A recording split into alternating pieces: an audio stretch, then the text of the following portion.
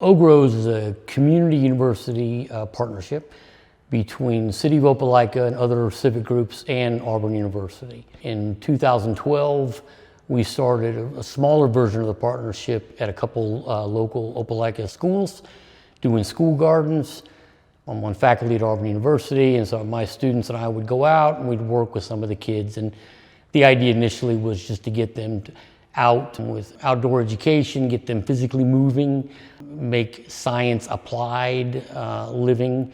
As the idea grew, and again, no pun intended, it grew organically. Different people in the community appreciated what we were doing. More and more people got involved. And then we started at one school, and then we got into 6 different schools in Opelika.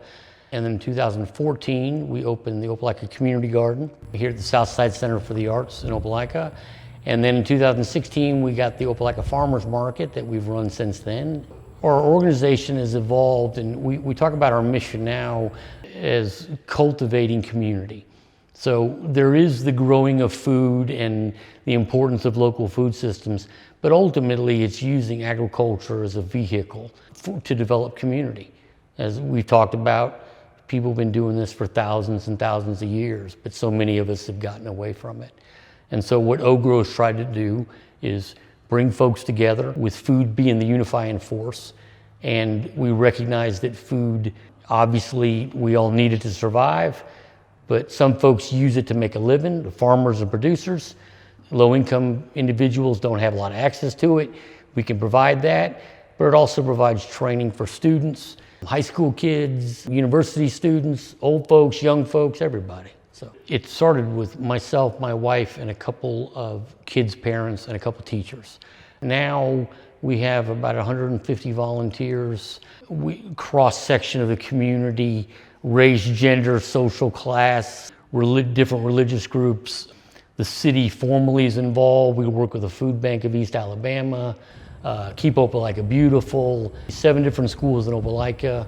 It honestly, I did not see it coming. I'm endlessly thankful for it, but the connections just keep bubbling up. One of the great things that I love about living in Opelika, and I think just small town living period, is the amount of everybody knows somebody. And so we'll talk to somebody and say, hey, you know, Caleb, are you interested in doing this? And yeah, I would, but man, my grandpa's been doing this, and it's like, oh, we didn't even know that. And so it just keeps mushrooming out. Where we're located here at the Southside Center for the Arts in Opelika sits in between 2 neighborhoods, Carver and Jeter. And they're both 2 of the 5 most food insecure communities in Lee County. And so part of the placement is, you know, these folks live in a food desert. So it's not just that there's a lot of food insecurity. There's not a lot of places to get food if they had the resources. So bringing the market here, having the community garden here also, it gives a venue for low-income folks to get access to fresh fruits and vegetables, but it also gives a market for smaller farmers to be able to sell their stuff without an intermediary. And again, working with the food bank, they've been great. Opelika gets residents about 40% of what the food bank gives out. And so we recognize within Lee County, Opelika's got a lot of need. And so we see ourselves as partnering with the food bank and other organizations that are trying to attack those goals.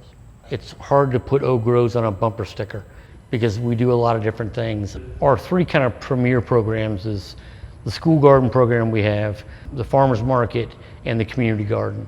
All of those run year-round, except for the school gardens, obviously. But with the school garden program, we started working with a place called Opelika Learning Center. It's the alternative school in Opelika. In cooperation with Opelika City Schools, they've actually hired a teacher, a woman named Ms. Tiana Moore. She leads the class. They do life skills, soft skill training, and workforce development stuff. And they come out of the garden a couple of days a week. And so those kids who have not been really successful in traditional school, we're giving them an opportunity to come out and try something different in a less restricted environment so they can explore their opportunities. It's been great. Those kids come out, they learn something, they get connected. They're also helping feed the very communities that many of those kids come from. So we have those programs. We are also a volunteer site for Lee County Justice System. And so we have folks that perform community hours. And I think a lot of times people come out and they're thinking, oh, you know, it's gonna be drudgery. But what we try to inculcate out here is that, look, we all live in the same town. So we come out, folks have a decent time, we do a little bit of work, and it's a win-win.